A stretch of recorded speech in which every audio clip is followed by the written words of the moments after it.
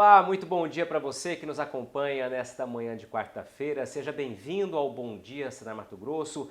Nos próximos minutos você vai ficar ainda mais informado sobre assuntos importantes que podem fazer diferença no dia a dia da sua propriedade, da sua fazenda. Aliás, semanalmente a gente sempre traz aqui pessoas que fazem parte do leque de instrutores, do time do Serviço Nacional de Aprendizagem Rural aqui de Mato Grosso, o Senar Mato Grosso, ou instrutores ou então pessoas que são ligadas ao Senar de alguma forma, mas sempre pessoas bastante gabaritadas para trazer informação de qualidade até você. E hoje quem participa pela primeira vez aqui conosco é a Juliana Aparecida Dias. Juliana, bom dia, tudo bem? Bom dia, Luiz. Bom dia, telespectador. É um prazer estar aqui, poder compartilhar esse momento de aprendizado. Legal, o prazer é nosso recebê-la aqui. A Juliana, que é engenheira agrônoma, tem mestrado em defesa vegetal, defesa sanitária vegetal, e hoje vai falar justamente sobre um assunto que diz respeito, que envolve a defesa sanitária vegetal também, que são as boas práticas agrícolas na cultura do milho, né, Juliana? É isso mesmo. Um assunto bastante importante. A gente sabe que a gente está no momento ainda de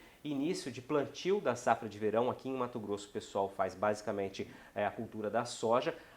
Utiliza-se mais o milho como opção para a segunda safra, mas é o momento certo para começar a pensar também na cultura do milho e adotar essas boas práticas. É isso, Começar né? o planejamento, bem antes do plantio. Perfeito. Vamos lá então, Juliana. Então vamos lá. Vamos falar o que são boas práticas agrícolas, conhecida como BPA. Geralmente o produtor ele costuma fazer algumas práticas que beneficiam todo o solo, a propriedade, porém às vezes essas práticas são realizadas de formas individuais. Aqui no BPA nós vamos ter várias práticas em conjunto, são princípios, normas técnicas que aplicadas sistematicamente em uma propriedade agrícola tem como resultado um aumento de produção de alimentos e produtos agrícolas mais seguros e saudáveis. Ou seja, quando eu falo que eu pratico boas práticas agrícolas, eu implantei as BPAs, eu tenho que, para poder falar isso com verdade absoluta, é porque eu tenho que seguir todos esses parâmetros aí. Sim, tem que seguir os parâmetros. Aqui nós temos o que sustenta o BPA, são 4 pilares importantes. Primeiro é a segurança do trabalhador. Perfeito. Então, nessa segurança, ele tem que levar em consideração as normativas de segurança do trabalho, tem que estar por dentro, desde uma aplicação de um agrotóxico, o uso de um adubo.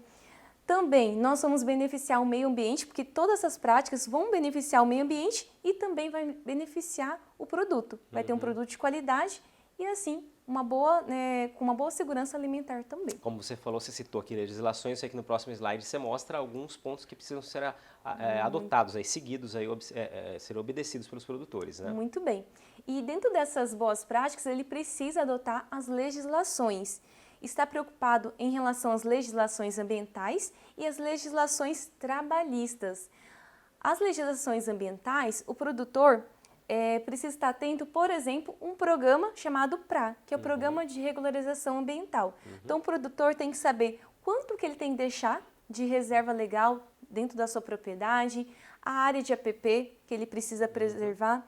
Importante também sobre a licenciamento ambiental, que é o LAU, e se ele for utilizar o sistema de irrigação, que é o uso hídrico da sua propriedade, importante estar sabendo também sobre a outorga. Perfeito. Então, Você citou no início planejamento, né? Vamos lá então falar sobre planejamento. Tem também, você falou de meio ambiente, planejamento ambiental. Na verdade, o planejamento ali da propriedade para entender as características daquela região em que você está inserido para extrair com essas características o máximo possível daquele rendimento da atividade, né? Então, nesse momento que o produtor vai fazer o planejamento, ele tem que levar várias considerações. Os fatores edafoclimáticos, o tipo de solo, daquela região da propriedade também. Então, voltado aqui ao milho, que é no caso aqui, as boas práticas estão voltadas ao milho, é importante ele estar atento ao clima, que esse clima vai dar resultado lá no final, que é o rendimento de grãos. Então, dias quentes e noites frias vai favorecer o maior rendimento de grãos e vai diminuir o rendimento quando a temperatura do clima for mais elevada durante a noite por períodos mais longos. Ou seja, só para a gente fazer um ponto, esse acompanhamento climático aí, para conhecer as características, você tem que acompanhar constantemente, né? Não vai ser de uma safra para outra apenas que você vai conseguir entender esse comportamento, essa dinâmica ali na tua região, né? Então tem que ser um acompanhamento constante, já pensando que quando você for cultivar o milho, naquela época da segunda safra, vamos colocar aqui o nosso exemplo aqui, você provavelmente terá dias e noites com essas temperaturas, seria mais ou menos isso. E um costume que às vezes não acontece é voltando à parte da necessidade hídrica, ter um pluviômetro na sua propriedade para acompanhar a quantidade de água que está ali estocado no solo. Então, quando eu quero ter uma máxima produtividade, um consumo durante todo o ciclo da cultura do milho entre 500 a 800 milímetros de água. Né? A planta exige ali um mínimo de 350 a 500 milímetros de água na cultura. Outra consideração são os solos, né? Importante escolher. O solo tem que ser profundo, ou seja, evitar impedimentos ali para o desenvolvimento das raízes, né? A profundidade efetiva, onde está mais concentrado as raízes ali, que não pode ser menor que 50 centímetros, então sempre maior que 50 centímetros, sem impedimentos de solo compactado, né? Porque a raiz vai crescer para isso Porque a raiz daí, então. precisa desenvolver, né? Evitando esses problemas. Nós temos ali a topografia, né? Plana ou levemente ondulada, com uma declividade de até 12%. Evitar o excesso de umidade no solo. A gente sabe que o milho ele é uma cultura que exige umidade, porém, em excesso, ele se torna sensível. Então, evitar essas áreas que são alagadiças. Aqui a gente costuma ver muito ao longo da BR-163, aquelas áreas em que mais próxima à margem, mais próxima à BR, normalmente em época de chuva começam a ficar alagadas. A gente percebe que ali, mesmo que sejam plantadas, as culturas acabam normalmente não se desenvolvendo. É um exemplo do que você está trazendo aqui. Isso. E a gente também vai ver algumas práticas um pouquinho mais para frente que vai beneficiar esses problemas aqui também. Vamos lá. Correção e adubação. Correção, né? Então o produtor deve fazer análise de solo, né? Pelo menos aí, no mínimo, a cada 2 anos, ele tem que fazer um acompanhamento, como está esse solo, né? A questão da nutrição, a acidez do solo, como está o pH, para assim fazer uma interpretação de análise de solo. Ele pode estar levando, né? Nós temos hoje, por exemplo, a Empaer, que faz esse trabalho gratuitamente para o produtor rural. Então, levando lá, vai fazer a interpretação. Com a interpretação, ele vai saber quanto que tem de estoque de nutrientes no seu solo e quanto ele precisa repor também. Tá? Nós temos aqui, para a gente ter conhecimento, que o milho ele tem alguma exigência maior em alguns nutrientes. Aqui a gente tem os macronutrientes, são aqueles nutrientes que a planta absorve em maior quantidade. Então, nós começamos ali com nitrogênio, depois seguido de potássio, magnésio, fósforo, cálcio e enxofre. Seria mais ou menos nessa sequência aqui. Nessa sequência que a planta vai absorver em maior quantidade. Quando o produtor ele já tem esse conhecimento, aquilo que a planta precisa mais, ele vai fazer uma formulação, né? Ele vai comprar um adubo formulado que seja mais próximo do valor recomendado para a propriedade. E quando ele aplica esse adubo também tem que estar compatível, né? Dando resposta junto com os micronutrientes, que às vezes são esquecidos pelos produtores, né? Os micronutrientes são nutrientes que a planta absorve em menor quantidade, né? Então eles são importantíssimos, principalmente em solos com baixa fertilidade, que são solos arenosos, que têm menor quantidade de matéria orgânica também. E um dos micronutrientes muito importante é o zinco, né? Então é importante colocar ele também na formulação do adubo. Essa recomendação, na prática, muita gente segue, pelo que você observa, ou é um ponto que precisa ser observado? Às vezes acaba sendo esquecido a parte dos micronutrientes. Por exemplo, o zinco, ele é muito importante como hormônio de crescimento, né, responsável pela formação do hormônio de crescimento e também nas partes jovens da planta. Então, ele é importantíssimo. Pode ajudar aí no desempenho. Muito. Aí. Maravilha. Temos algumas práticas que devem ser levadas em consideração no momento que vai ser feito o plantio. Está atento ao período de semeadura. Nós falamos lá um pouquinho sobre a necessidade hídrica, que é importante na cultura do milho. Os períodos que a planta vai mais absorver água, né, que ela vai precisar mais, é no período da floração e no período do enchimento de grãos. Então, se o produtor ele não vai trabalhar com sistema de irrigação, ele precisa estar atento aos períodos de chuva, né, se vai se adequar a esse momento da fase. Por isso que aqui em Mato Grosso, né, o pessoal costuma tentar acelerar o plantio inicialmente da soja para garantir aquela janela, que a gente fala janela ideal para o milho, que vai até o fim de fevereiro. Né? Quando se planta em março, o risco de você enfrentar falta de chuva justamente nesses momentos tão importantes é maior. Por isso o pessoal tenta sempre posicionar bem ali o plantio da segunda safra. Isso mesmo. Profundidade da semente. A profundidade, né? Isso vai diferenciar pela textura do solo. Então o produtor também, na análise de solo, ele vai saber qual a textura do seu solo. Aqueles solos que são argilosos, ele tem um pouco mais de dificuldade a semente emergir ali sobre o solo. Então, um pouquinho mais raso a semente, né, entre 3 a 5 centímetros. E aqueles solos que são mais arenosos, a semente que tem facilidade de germinar, né, de emergir, porém a umidade ali sobre a semente tem um pouquinho mais de dificuldade, então um pouquinho mais profundo para garantir essa umidade para a semente. A velocidade também é importante, né, para que o estande possa estar ali mais de forma correta, né, sem ter falhas. Então uma velocidade em torno de 6 km por hora quando usado uma semeadura com plantadoras de disco. Essa questão da velocidade, né, independente da cultura, sempre fala-se muito sobre isso, né? É importante respeitar, né? Você ter o seu time bem treinado justamente porque o plantio é o pontapé inicial. Fala-se que uma boa safra tem que começar, obviamente, por um bom plantio. E a velocidade é um ponto que eu vejo sempre que se bate muito, porque ainda tem muita gente que erra na prática. Isso, porque a gente vai ver muitas falhas ali mesmo nas fileiras do estande por causa, né, da velocidade, começa a velocidade, não mantém aquela velocidade e depois vai prejudicar. Quer dizer, prejudica o stand ali inicial, ou seja, a tua produtividade no fim das contas pode não ficar de acordo com o que você espera.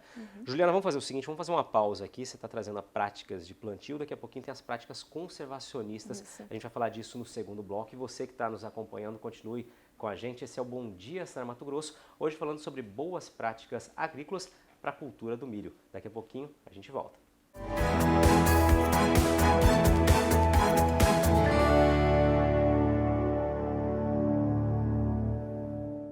Estamos de volta aqui de Cuiabá, estúdio do Canal Rural Mato Grosso. Esse é o Bom Dia Senar Mato Grosso, nosso encontro aí semanal, todas as quartas-feiras, trazendo informação. Na verdade, trazendo gente que traz informação para levar até você conhecimentos importantes que podem ser aplicados no dia a dia da sua propriedade e, é claro, te ajudar a, quem sabe, buscar resultados cada vez melhores na sua atividade. Hoje o nosso foco são as boas práticas agrícolas para a cultura do milho. Quem está aqui conosco é a Juliana Aparecida Dias, que é engenheira agrônoma e também tem mestrado em defesa sanitária vegetal. Juliana, você já trouxe um panorama sobre a importância das boas práticas agrícolas, né? O conceito de boas práticas, os 4 pilares que precisam ser levados em consideração e terminou o bloco falando sobre o plantio, né? Como deve ser feito o plantio depois de conhecer bem o histórico da sua área, né? A realidade do clima ali daquela região e a gente falou que agora você começaria por práticas conservacionistas. Vamos trazer exatamente o que é isso. Sim, então vamos lá?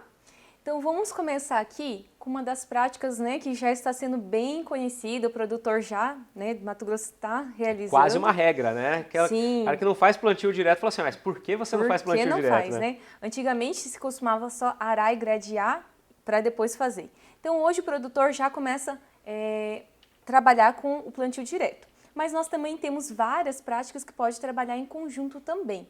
Então o plantio direto, nós vamos fazer o plantio, no caso aqui do milho, sobre uma palhada de uma cultura anterior. Nós vamos fazer o aproveitamento dessa palhada. Essa palhada, ela vai servir como cobertura do solo.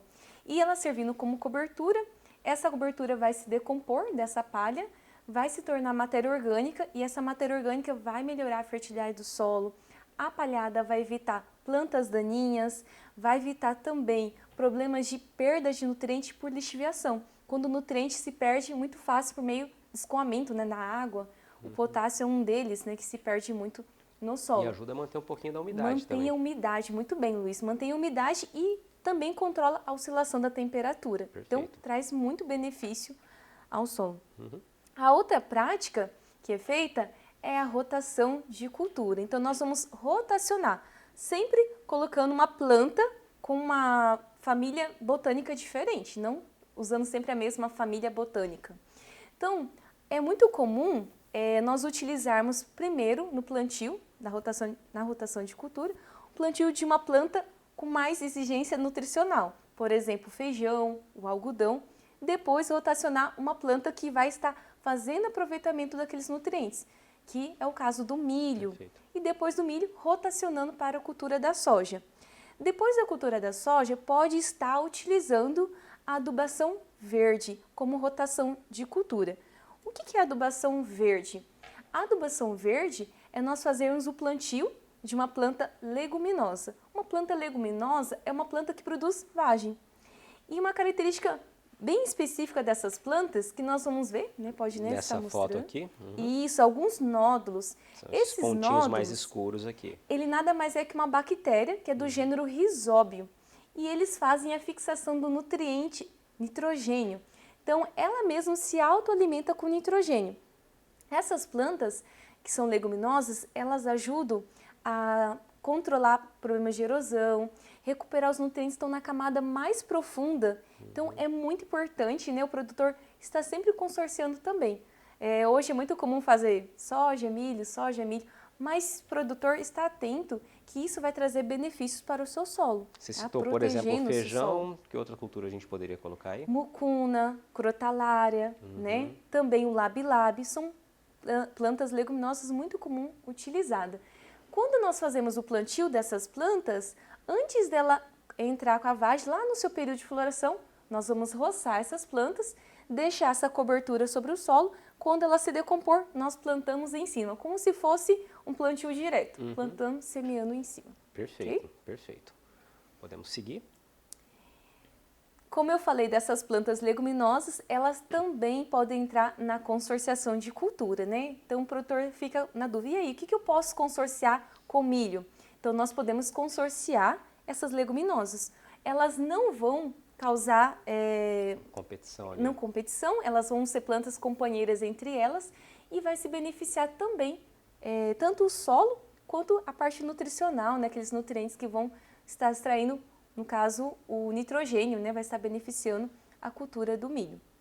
Serve como proteção, evitando a erosão do solo. Ou seja, se ele não tem aquele tempo para fazer, vamos colocar assim num calendário, deixar o tempo só com a adubação verde, o consórcio seria uma alternativa para fazer exatamente isso, cumprir essa necessidade ajustada dentro do calendário que ele tem disponível. E é muito bacana também o produtor estar atento, porque dependendo das plantas leguminosas, algumas diferenciam da outra, com maior teor de matéria orgânica, outros com maior concentração de potássio, então é bom estar pesquisando um pouquinho sobre cada planta leguminosa. Vamos lá, depois de falar do plantio, terraceamento.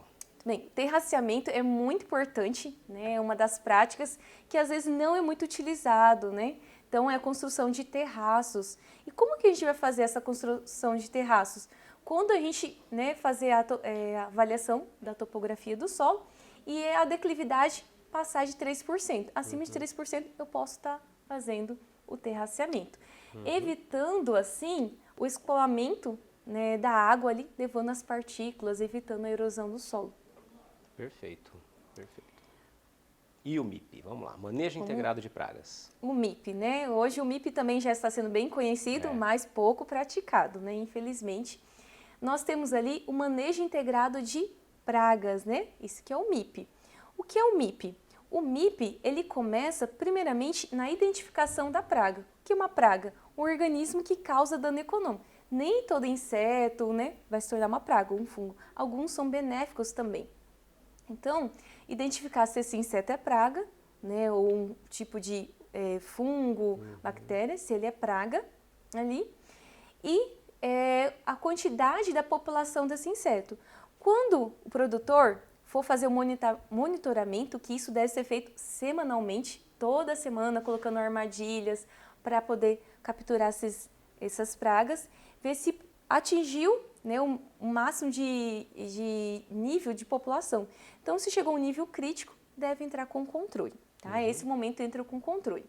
Uma das formas da gente entrar aqui com controle começa antes do plantio, né, escolhendo uma variedade que seja mais resistente a essa praga doença. É uma das melhores formas da gente evitar depois a utilização também de agrotóxicos. Exatamente. A sanidade da semente. Optar sempre por sementes certificadas, de qualidade. O tratamento da semente hoje já é feito nas propriedades. O controle químico. É importante que esse controle químico deve receber uma recomendação, né, de um engenheiro agrônomo. Não pode estar saindo aplicando sem uma recomendação. E não aplicar sempre com frequência o mesmo agrotóxico, para não dar também resistência à praga. O controle biológico, algumas propriedades já começam a utilizar o controle biológico, que existem alguns fungos benéficos que também combatem algumas pragas, por isso que eu disse que nem todo organismo é uma praga, existem alguns que trazem benefício. O controle cultural, que está na forma de cultivar, né, esse milho, espaçamento, ali a densidade, uma rotação de cultura que beneficia, e a nutrição. Uma planta mais nutrida é uma planta que vai ser mais resistente à praga e doença. Ou seja, você trouxe vários tópicos, por isso que você pontuou aqui, né? Nem sempre, todo mundo fala, mas nem sempre consegue adotar na prática, porque é preciso seguir todo esse conjunto. É um conjunto de falar. práticas, né? Perfeito. Vamos seguir, Juliana? Nós estamos quase no fim do tempo. Vamos lá, indicadores biológicos. Isso. É bacana também estar sempre atento. Eu falei sobre a nutrição, é muito importante, com um técnico, alguém possa recomendar. Que às vezes a praga, quando ela está lá, chegou a nível controle, ele está atento se ele fez realmente uma boa adubação. Por exemplo, deficiência de zinco pode estar aparecendo muita podridão no colo, a broca do colmo. Deficiência de boro, né? Com o míldio, às vezes a presença também pode ser pela falta de nutriente, está favorecendo essas pragas. Perfeito. Qualidade sanitária de grãos. Vamos lá. Então, nós queremos obter grãos de qualidade, né? Nós falamos lá desde o primeiro pilar. Então, para que nós possamos ter esses grãos de qualidade, começa antes, né? Na verdade, lá antes da colheita, pré-colheita. Então, é importante que a semente seja certificada, como eu havia comentado, de qualidade, uma qualidade fisiológica, né?